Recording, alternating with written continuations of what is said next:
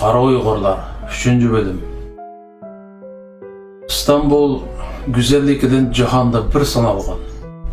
Hem turmuşdaki qattiqligidan canını aladigan olamshumul bir makan. Bu makanning hem dunyoning hamma issiq soqoqlarini beshidan kechirib, har bulungda qaqti soqti qilinib, yig'ilib qolgan bir Uyg'ur to'plami yashaydi. Ular o'zlarining ikkinchi vatanini sanalgan Turkiyaga kelishdan burun nurg'un arzu armonlarni ko'ngillariga pukkan bo'lib, o'z vatanimizda yashash imkonidan ayrilib qolgan bo'lsaqmi, ana vatanimizdan farqi yo'q, Turkiyada cho'qim insoniy izzat hurmatimiz bilan yashaymiz deganni ko'ngillariga pukishgan edi. Ammo reallik ularning ko'p qismiga hayotdagi adolatsizlik, rezillik, insonsizliklarni yana bir-birlab ko'rsatmoqda edi. Bo'libmi vatandagi shovduyjonlarcha odam ezish uslubini chet ellarga aynan ko'tarib chiqqan bir qism xonjuqlarning dernek qurib, oila kollektivi bo'lib bilib, har nafasda o'z nafsiga cho'q tortadigan, pul manfaatga kelganda o'z ota-onasini tanımaydigan bir qism turk amaldorlari bilan til biriktirib olib, orada qolgan bechora Uyg'urlarni qaqti-soqti qilishni bir xil tijoratga aylantirib olishi, qulluqning azobini o'lgüchi tortgan mazlum Uyg'urlarni yana qulluq bildirib yashashga majburlaydi. Bir zamanlarda xalq hurmatlagan bir jamoat arbobi qurgan Ma'rifchilar derneki bu arbobning sirliq o'limidan keyin talati aynan qora deviga o'xshaydigan ish inson iskati bo'lmasa-mu, nomus qilmasdan yuqori-tovan so'rinlarda yerga sangilab qolgan salpan qo'saqlarni so'rab yurib, siyosat o'ynaydigan shovduyjon Aqam Sayitullahning changilida qolgan edi. Bu kasofatning terisi qadam bo'lg'ach, nomusni bilmasi kerak. Va yoki kunda bir paxlan yemsa g'aliyan ko'tarib turadigan so'ralma qo'sqining jiddili sabablik qilin yuzini daptaq qilib, siyosiy tijoratga boshchilab kirib ketgandi. Aytavur, bu maxluq hech nomusni bilmaydi. Odatda sat, iskatsiz insonlar ko'zga ko'rinishdanmi o'rindigan bo'ladigan. Ammo bu zo'rlab satdi maxluq sahnaning o'ttirisiga oshiq edi.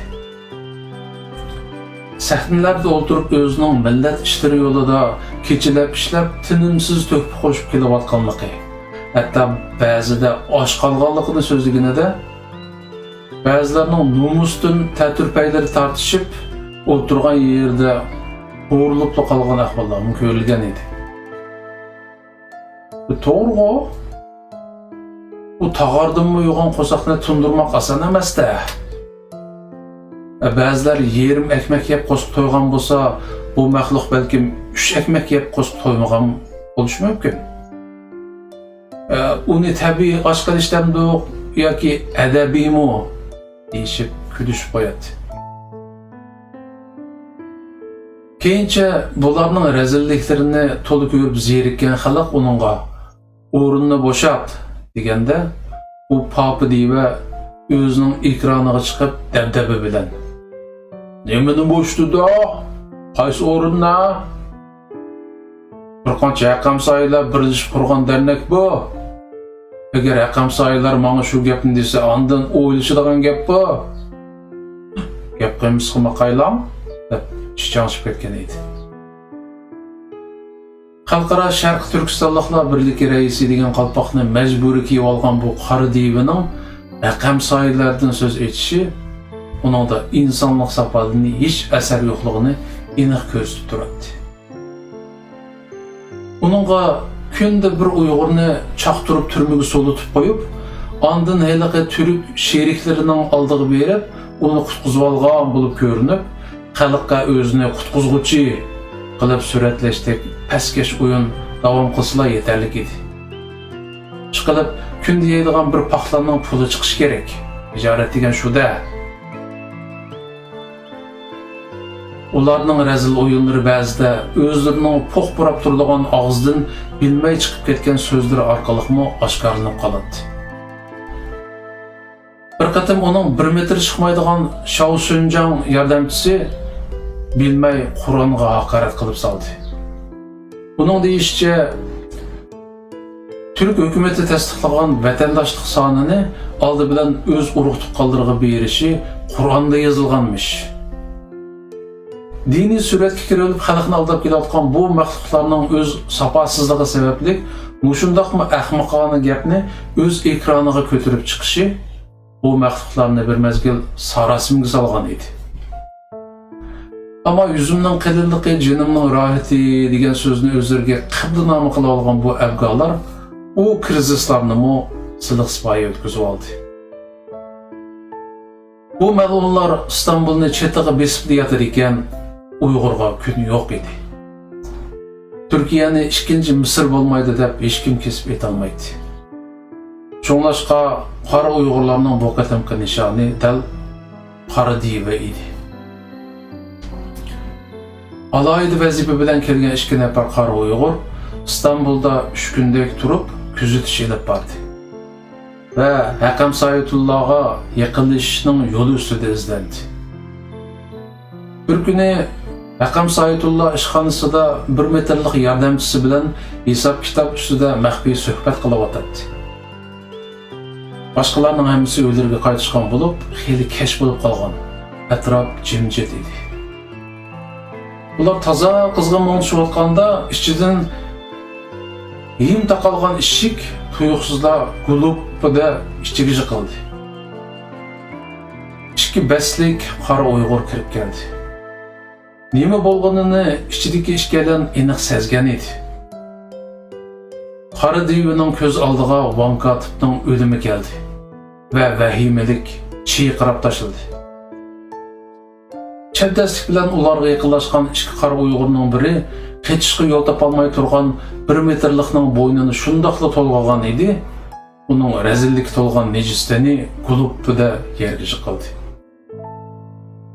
Yana bir aylan sekund ichida qara divining og'zini yetib oldi va qo'llarini orqaga bog'lab tizlandirdi. Aslida 2 qara Uyg'ur qara divini biroz sotlamoqchi edi. Ama bu çoşqa qo'rqqanidan ishton-pishtonni bulg'ib etgach, ishxona ichini bir xil chidog'usiz sesiq puroq besib, odam turolmas holga kelgan edi. Ular bunga bardoshlik berolmay, ishni darhol tamomlashni qaror qildi. Va qora devining put-qo'lini mahkam bog'lab, o'ngda yotqizib, qo'saq qismini echib, kindikiga pilta yiqib chiqib ketishdi.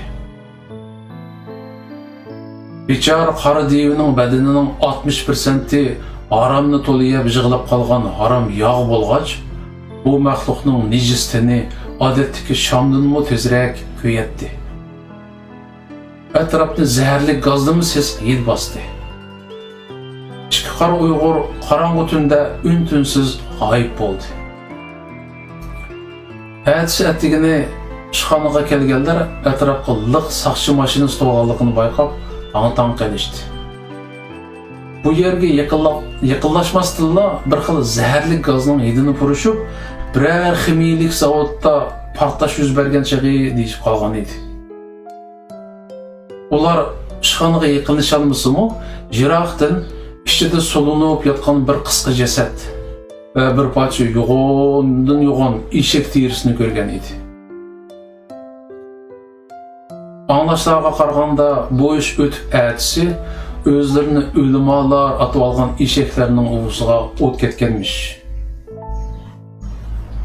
Bu eshaklar o'z g'ariziga yetish uchun butun Uyg'ur ayollarini qarg'ib purkab, ularni erkin elib sota oladigan mol bozori ichib olgan g'ayonkashlar bo'lib, do'zaxdan oldin o'rin zakaz qilib qo'ygan inson siyoqidagi harom tomoqlar edi. Ularning uvusining ko'ydirilishi belki bir ogohlantirish bo'lsa kerak. Davomi bor. Qan do'stlarning samiga. O'sha yaqindan az bo'lmagan qarindoshlarim menga ayrim xat yozib yoki telefon qilib, men yaqinda ishlagan videolarimni topolmaganligini va yordam qilishimni so'radi. Men ularga ayrim evet bergan bo'ldim, ammo bu to'g'ri usul emas. Chunki birisi mening vaqtim ketadi, birisi sizlarning videolarni tepishinglar qolay bo'lmaydi ekan.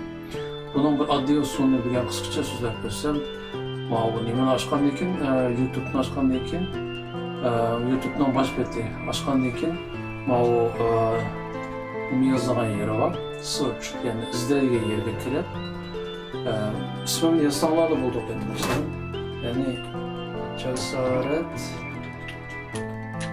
Ümit deb yazsanglar tizimlikda chiqadi. Mana to'g'risi birisi uyini to'qabdi. Ümit degani bossanglar meniki nimam chiqadi. Ya'ni YouTube'dagi kanalim chiqadi.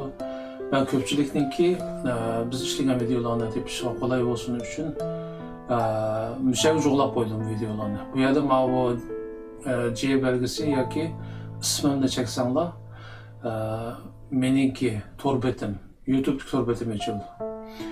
Bununla diqqat qilsanglar bir qancha sahifa bor. Masalan, eng yangi ishlangan videolar shu to'pida bor. Masalan, Varis Muallim bilan ishlangan tarixga oid videolarimiz shu yerda bor.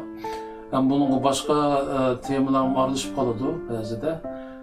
Onun için köpçülükün ayrım temalarda biz işleyen videolarni tepişi kolay buluş için mesela tariximizga nazar degan temada maxsus şu Varis Muallim bilan işleyen videolarni hemşire jo'lab qo'ydim. Bu yerda ko'rinigini 5, agar davomini desanglar bassanglar oxir chiqadi. Hammasi play all yani hamını qo'y deganini bassanglar şu baştan tartib, şu birinci kısmını tartib hazırgacha işlengen kısımları hepsi to'liq qo'yildi. Ondan başka bizden kanalımızda hani 240 yakın video var ki hepsidekidek biz özümüz işleyen videolar. Bularning ichida ba'zidan bir inqilobiy hikoyam bor. Masalan, Qora Uyg'urlar. Bu asosan ilgari nimada tarqatilgan, YouTube'da tarqatmagan, WhatsApp'da tarqatgan. Keng ko'lamda tarqalgan hikoya. Mushuni izlab shurganlarmi borki, o'sha qarsanglar mana Qora Uyg'urlar degan ayrim temada buni qo'yib qo'ydik. Ammo o'ng tarafni cheksanglar davomi chiqadi. Va yoki boshdan hammani anglayman desanglar, oddiy play all hammani anglat deganni bossanglar, bütün şu videoni, şu Qora Uyg'urlar hikoyasini anglab chiqalasizlar boshdan oxiri. Ammo aslida bu boshqa masalan hozirgacha en ko'p ko'rilgan videolar degandek nimalar temalar bor. Demak ki bizning videoga qiziqadigan qarindoshlarimiz mana bu yerga kirsanglar, shu usul orqali hamma videolarimizni topa olasizlar.